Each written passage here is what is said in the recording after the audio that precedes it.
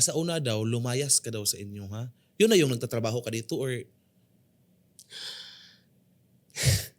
ano-ano yung hinungdan? Bakit ka lumayas sa inyong balay? Ning layas ko ato is kanang murag ma-feel na ni Papa sa ako ang kanabitang bayot ko ana bunalan mi or is nay kanang mahubog siya. Ah, Dayon mura siya nay kapag nanghubog siya, binubunog kayo. dili man kana mura siya kanang namiingon sa mo nga uy bayot imong ana mura siya umuulaw sa mo. Mura siya, ulaw siya.